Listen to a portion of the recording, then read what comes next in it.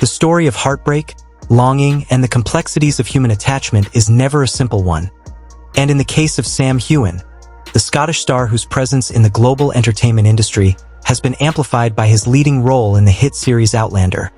the entanglement of love, friendship, public perception, and private reality reached an almost Shakespearean level of tension when he found himself caught between the tender love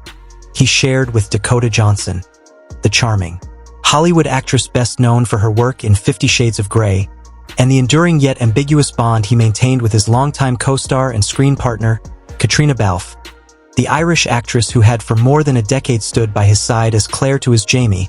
creating one of the most iconic romantic partnerships modern television had ever produced, one so compelling that fans across the world consistently blurred the lines between fiction and reality, projecting their hopes and fantasies onto the two actors as if their scripted passion should naturally transform into real-life intimacy. And yet Sam, while flattered and sometimes privately amused by such speculation, often found himself haunted by the way that his friendship with Caitriona was never regarded as something neutral, professional, and platonic, but rather as an unfinished love story the world expected him to one day complete, which complicated matters gravely when his heart was taken unexpectedly by Dakota, whose meeting with him at a film event in Los Angeles seemed at first just a serendipitous encounter filled with polite conversation, fleeting glances, and the kind of subdued magnetism that lingers when two people discover they share not only a creative sensibility, but also a vulnerability to each other's charm. And over time, as their exchanges turned into discreet dates hidden from the glare of the paparazzi, a genuine intimacy bloomed, one that Sam had long thought might be impossible for him given his career, his constant travel, and the public's invasive curiosity into his private life. And so when he eventually chose to make his relationship with Dakota public, Hollywood was shocked not because they doubted his capacity to love, but because they had grown so accustomed to seeing him alone, unattached, and apparently more wedded to his career than to any romantic partner. And the suddenness of his openness suggested to many that he had truly found something serious, something worth sharing despite the risks. And indeed, after more than a year of their deepening connection, Sam felt certain enough to propose, choosing a small beach in Scotland where the fiery sunset dyed the sea red and the wind carried whispers of timeless legends. A place that symbolized both his roots and the kind of authenticity he wanted their love to embody. And Dakota, upon seeing the sparkling ring glisten in the dying light, burst into tears of joy and nodded her acceptance with boundless happiness, her heart filled with the certainty that she had found the man who would truly stand beside her. Yet no sooner had news of the engagement spread than the shadow of another woman began to haunt her thoughts, for Caitriona Balfe, though never formally tied to Sam, had long been the figure with whom he was publicly and emotionally associated, a shadow that did not easily recede, because their shared journey through Outlander had forged a closeness that transcended ordinary definitions. And Dakota, who had once smiled and accepted this bond as merely the affectionate rapport of two colleagues, began to notice with growing unease that the intimacy between them seemed to carry an undertone that went beyond the screen. As at public events, Sam and Caitriona often shared embraces and exchanged glances that radiated a familiarity rarely achieved without some hidden emotional history, and in interviews they continued to tease each other, calling one another by affectionate nicknames, laughing with an ease that only years of partnership could cultivate. And while to many fans this was evidence of a deep friendship, to Dakota it became an unignorable sign of a lingering tie, one that placed her in the uncomfortable position of being perceived as the interloper, the woman disrupting what fans had mythologized as a destined pairing. And the press, always eager to inflame drama, began digging relentlessly, fueling rumors and amplifying whispers until Dakota felt herself cornered, not by Sam's actions necessarily, but by the unresolved ambiguity that clung to his relationship with Caitriona. And so one quiet evening in Los Angeles, her composure masking a storm of emotions, Dakota sat across from Sam, her eyes shimmering with unusual seriousness as she spoke words that changed everything, telling him that she loved him and wanted to marry him, but that she could not step into marriage without certainty, without knowing that his connection with Caitriona had been fully clarified and the door between them truly closed. And Sam, caught off guard, furrowed his brow in surprise, insisting that he and Caitriona were just friends, that years of working together naturally fostered closeness. But Dakota, her voice trembling, explained that regardless of his conviction, the blurred line. Perceived by the public and inflamed by rumors left her feeling like an outsider in her own love story, and she could not in good conscience enter a marriage clouded by such doubts, which left Sam silent, for deep down he knew she was right, that in the quiet corners of his mind he could not deny there had been moments with Caitriona. Subtle, fleeting, unspoken, that had carried the weight of something more than friendship, even if neither of them had acted upon it. And now, the pressure of public opinion compounded the personal strain, for soon the news that Dakota had asked Sam to break off his bond with Caitriona before their wedding leaked, seizing the attention of the press and igniting a firestorm across social media, where opinions divided sharply between those who supported Dakota, affirming that any woman had the right to demand emotional clarity before marriage, and those who sympathized with Caitriona, arguing that Dakota's request was selfish, an intrusion into a platonic friendship unfairly burdened by public imagination, while still others criticized Sam himself for allowing the situation to remain unresolved for so many years, and Sam, who despised scandal and cherished privacy, suddenly found himself the unwilling epicenter of a global debate, his name trending, his personal life dissected, his professional reputation entangled with his private decisions, and unable to delay resolution any longer. He arranged a fateful meeting with Caitriona in a small cafe in Glasgow, a place where the hum of ordinary life might lend a semblance of normalcy to an extraordinary situation, and there, sitting across from her with the weight of a decade-long friendship pressing down on him, Sam struggled to find words, knowing that the request he was about to make would not only redefine his relationship with Caitriona, but also determine the future of his love with Dakota. And as the conversation unfolded, laced with candor, nostalgia, and unspoken grief, the truth emerged that both he and Caitriona had at times entertained feelings that blurred the border between professional camaraderie and personal affection, but that both had chosen restraint, choosing the work, the show, and their friendship over any temptation to complicate matters. And while this honesty pained them, it also provided clarity, for Caitriona, already married in real life and content with the family she had built, assured him that she cherished their connection but harbored no lingering desire, urging him to embrace his future with Dakota wholeheartedly, though not without acknowledging that letting go of the myth their fans had woven would be difficult, and Sam, deeply moved, left the cafe carrying both relief and sorrow, aware that a chapter of his life had quietly ended, yet also grateful for the strength to begin another. And when he returned to Dakota with the sincerity of his resolve,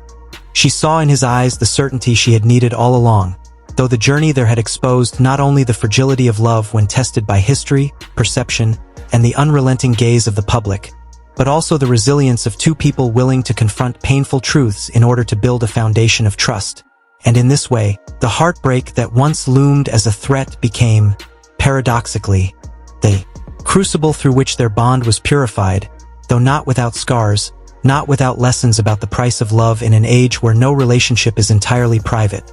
and not without the lingering awareness that in the theater of celebrity, personal choices are never fully insulated from the roles one plays, nor from the stories others insist on believing. Right, yeah. I've done nothing. You're not paying attention. I'm I gonna bet do this is what you were like in school. 100%. Yeah, they were like, Dakota, please, just other people are trying to learn to... No cameras, no flashbulbs, no intrusive reporters pushing microphones forward in the hope of baiting a sensational quote. Just two people who once considered each other best friends, sitting across from one another in a quiet corner of a cafe far removed from the chaos of red carpets, production sets, and fan conventions. Two people bound by a decade of shared history, and yet now standing at the fragile threshold where friendship, memory, and loyalty risked colliding with love, commitment, and the harsh glare of public expectation. And it was Sam who broke the silence first. His Scottish cadence steady yet carrying a weight that betrayed how deeply he had wrestled with these words before speaking them aloud, as he leaned slightly forward and said, "Kat, I'm going to marry Dakota, but you know what the press says. They've turned everything between us into something else, something that neither of us has ever claimed, but something the world seems desperate to believe. And I need you to help me put an end to those rumors before they crush what I am trying to build." And Caitriona, her blue eyes clouded with both sadness and pride, looked at him with the kind of expression only possible when years of intimacy had carved out an understanding that went beyond surface appearances, and she asked, her voice a mixture of challenge and tenderness.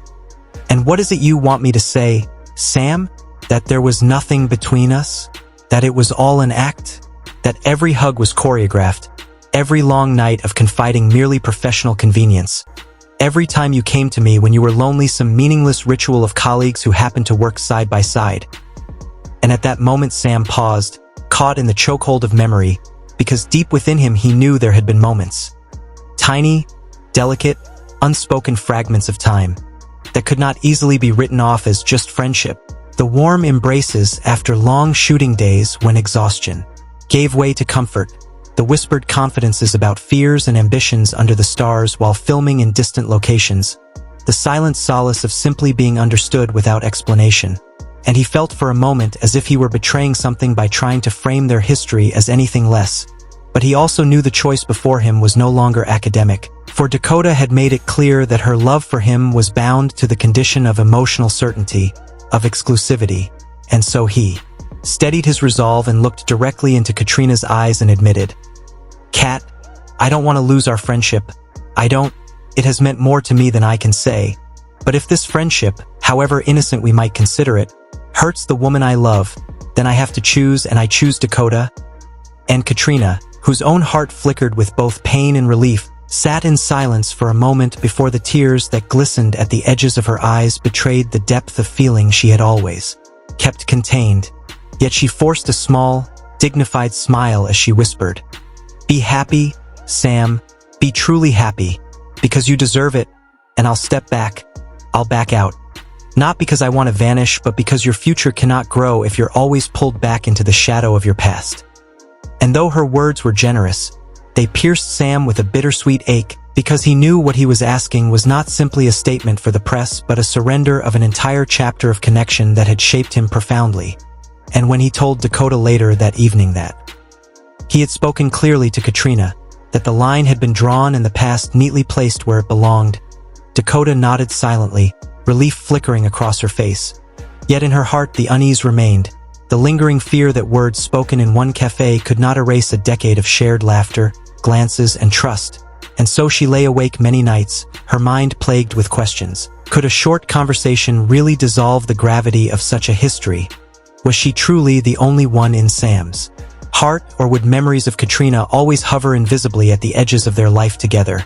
And though she loved Sam deeply, she could not silence that need for certainty. Not when every tabloid seemed determined to remind her that she was fighting ghosts as much as she was guarding love. And her anxiety was reignited when, during a press conference for Outlander, a reporter asked Caitriona point blank, "Do you think Sam is really happy with Dakota?" To which Caitriona, weary of the intrusion yet too honest to play the game of evasion, simply laughed softly and replied, "That's not for me to judge. I just hope he gets what he needs." And though meant as a gracious deflection, the faintness of her answer was twisted by the press into an insinuation that Sam was not happy at all. Headlines declaring "Balfe questions Heughan's happiness" splashed across entertainment pages, and Dakota, upon reading them, was furious, feeling not only tested again but humiliated, as though the bond she was building with Sam was perpetually subject to validation or undermining by the presence of another woman, even if unintentionally. And so the tension reached its inevitable climax one evening in London when Dakota, unable to carry the weight of ambiguity any longer, confronted Sam with a stark ultimatum, saying, "Sam, I need you to make it clear, not just to me but to the world. If you truly want to marry me, then you must show everyone that Caitriona is no longer part of your private life. That what exists between you two is professional and nothing more, because without that clarity, I cannot move forward." And Sam, hearing the ultimatum wrapped in both vulnerability and steel, felt the immensity of the crossroads before him, for he understood that what was at stake was not merely a love affair but his career, his carefully cultivated public image, and the delicate friendship that had endured over 10 years. Yet he also knew that hesitation would cost him Dakota, and so he pondered for a long time, carrying the conflict in silence, before finally deciding to take the step that would alter everything. And during a live televised interview with millions watching, he spoke the words that cut like a sword through the thick fog of rumor and speculation, declaring, "I want to make it clear that Caitriona Balfe is my colleague and my dear friend, an important friend to me, but nothing more. because I am preparing for a marriage with Dakota Johnson,